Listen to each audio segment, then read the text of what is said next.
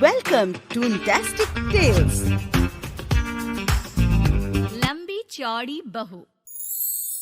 ये प्रेम कहानी शुरू होती है दिल्ली से नोएडा जाने वाली बस में। जिस बस में सवारी कर रहा होता है पराग और उस बस की कंडक्टर होती है अनुराधा।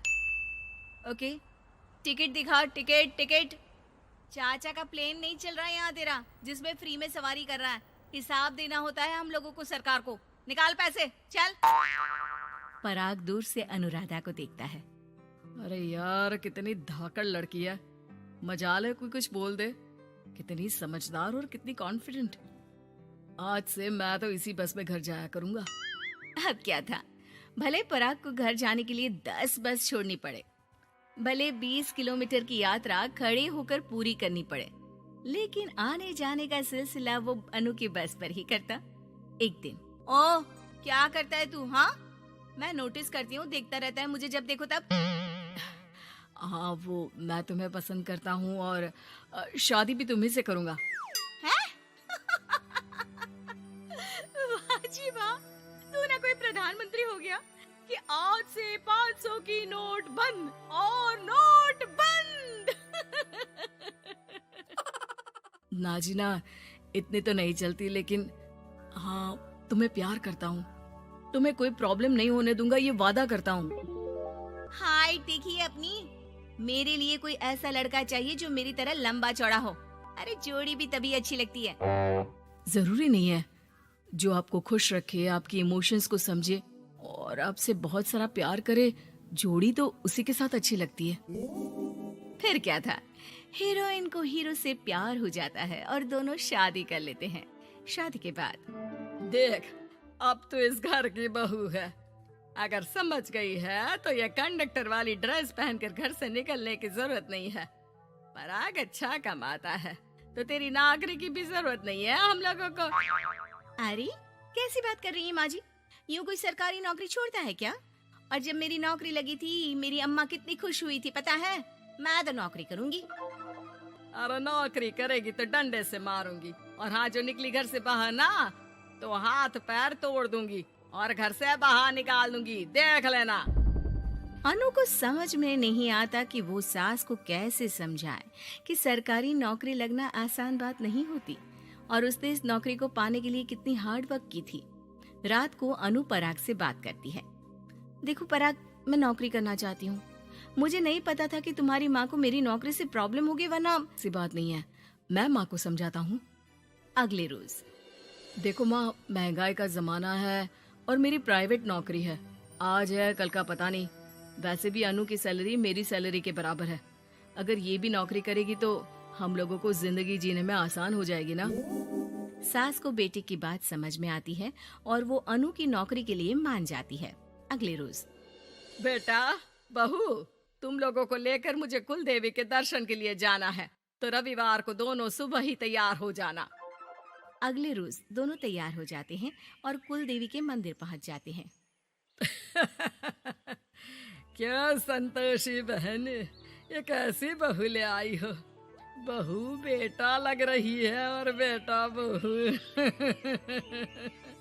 अरे कोई पहलवानी लड़ानी थी क्या, जो इतनी लंबी चौड़ी बहू ले आई? अब क्या बताए पंडित जी, जो बेटे ने पसंद किया हमने उसे हाँ कर दी। अब बेटा जाने और उसका परिवार। और ये तो बस कंडक्टर की नौकरी करती है, इंटरस्टेट। और सच्ची, वाह वाह वाह, यह तो बड़ी बात है संतोषी। तुम तो किस्मत वाली निकली जो सरकारी नौकरी की बहू ले आई। यह तो वही बात हो गई कि घी के लड्डू का कोई शेप थोड़ी ना देखता है तो घी का लड्डू ही। सास को बहू की तारीफ सुनकर बिल्कुल अच्छा नहीं लगता। वो जल्दी से पूजा पाठ करवा कर उन लोगों को घर ले आती है। एक रोज, संतोषी बहन, तुम लोगों का घर बड़ा अजीब सा लगता है।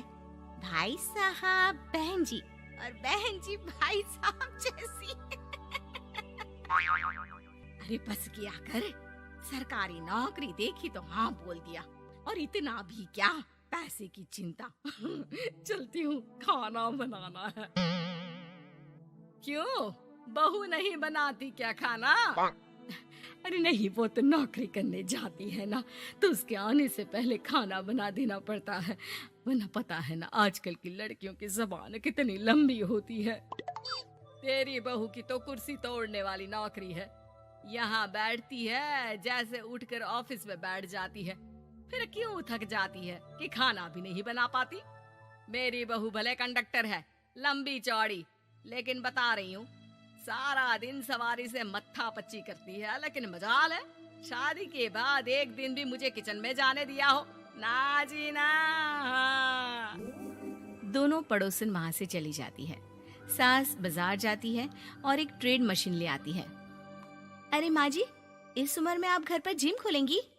अरे तेरे लिए लाई हूँ, रोज चलाकर 2 घंटे इस पर, पतली हो जाएगी। और खाना कम खाया कर, जब देखो बकरी की तरह मुंह चलता रहता है तेरा। वाह जी वाह, एक ही तो शौक है खाना खाने का, वो भी रोक दो। हाँ, लेकिन सास तो सास थी, बहू के खाने से लेकर एक्सरसाइज सबका हिसाब किताब रखने लगती है। अरे मैं मोहल्ले वालों को बताकर रहूंगी कि मेरी बहू भी शिल्पा शेट्टी की तरह पतली हो सकती है। वही बहू बस में जब सवारी का टिकट काट रही होती है, उसे चक्कर आ जाता है और वो गिर जाती है। सवारी हैरान परेशान हो जाती है और ड्राइवर को वहाँ बुलाती है। अरे शहर नहीं थी हमारे कंडक्टर साहिबा, लेकिन जब से शादी हुई है बकरी बन गई है। सास को तो बस इनके खाने की ही लगी रहती है। ड्राइवर बस में बिठाकर बहू को घर छोड़ आता है और सास को कहता है, अरे पता है आपकी बहू कितनी धाकड़ है, किसी को बात करने से पहले 4 बार सोचना पड़ता है कि बोले या ना बोले, कहीं झापड़ ना पड़ जाए। और आप है कि इन्हें बकरी बनाने में लगी है। अरे चुप, निकल यहाँ से। मेरी बहू है, मैं इसे बकरी बनाऊं या फिर गीदड़, तुम्हें क्या पता लोग कैसा मजाक उड़ाते हैं कि बहू इनकी बस की कंडक्टर है। बोलो मुझे कैसा लगता होगा? अरे काम तो काम होता है माँ जी, वो छोटा या बड़ा नहीं होता। खैर जैसी आपकी मर्जी, चलता हूँ मैं, नमस्ते। ड्राइवर वहां से चला जाता है। बहू ठीक हो जाती है। एक बार आधी रात को कोई संतोषी का दरवाजा खटखटाता है। अरे इतनी रात में कौन आ गया? मेरा घर है, कोई पुलिस स्टेशन की घंटी नहीं जो बजाए जा रहे हो। खोल रही हो दरवाजा। जैसे ही दरवाजा खुलता है, सामने वही पड़ोसन खड़ी होती है जो अनु की कुछ दिन पहले बुराई कर रही थी। मेरी बहू के पेट में दर्द हो रहा है, उसे जल्दी अस्पताल पहुंचाना जरूरी है। हाँ तो पहुंचाओ, और जल्दी लड्डू के साथ खुशखबरी भी सुना देना। हाँ, काहे हमारा दरवाजा पीट रही हो? अरे सुनो तो, अपनी बहू से कहो ना कि सरकारी बस को थोड़ी देर के लिए दरवाजे बुला ले। क्या है ना, कोई साधन नहीं है अस्पताल ले जाने के लिए। सास अनु को कहती है और अनु बस को बुलाकर पड़ोस वालों की मदद करती है, जिसके बाद पूरे मोहल्ले में अनु की तारीफ होने लगती है।